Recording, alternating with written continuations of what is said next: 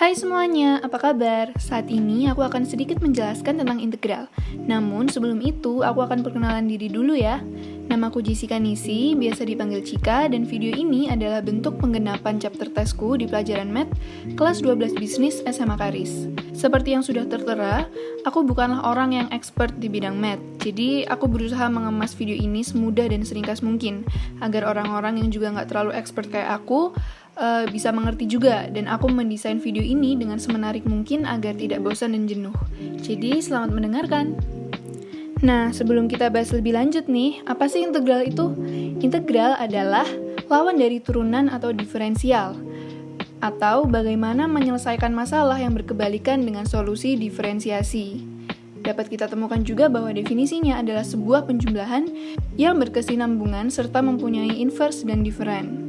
Di situ kita bisa lihat ada lambang integral, bentuknya seperti S namun agak panjang dan memiliki dua jenis, yaitu integral tak tertentu dan integral tertentu.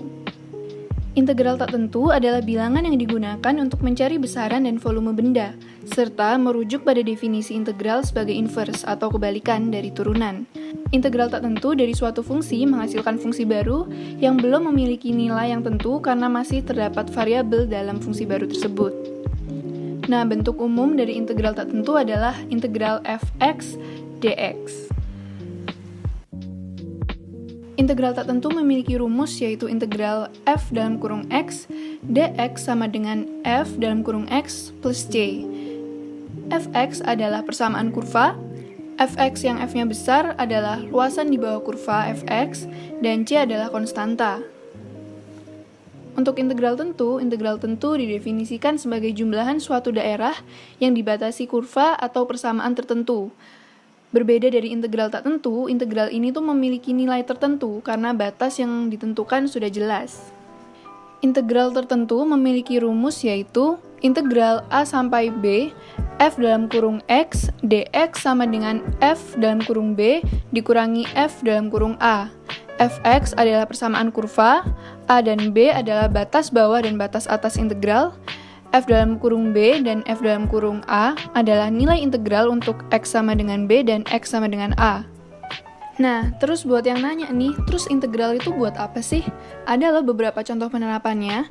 Pada bidang matematika dan teknik, integral itu digunakan untuk menghitung volume benda putar dan luasan pada kurva. Lalu pada bidang fisika, pemanfaatan integral digunakan untuk menghitung dan menganalisis rangkaian arus listrik, medan magnet, dan lain-lainnya. Kalau dalam bidang ekonomi, integral digunakan untuk menentukan persamaan dan fungsi yang berkaitan dengan ekonomi, konsumsi, marginal, dan sebagainya. Sekarang aku akan memberikan contoh soal dan penjelasannya ya.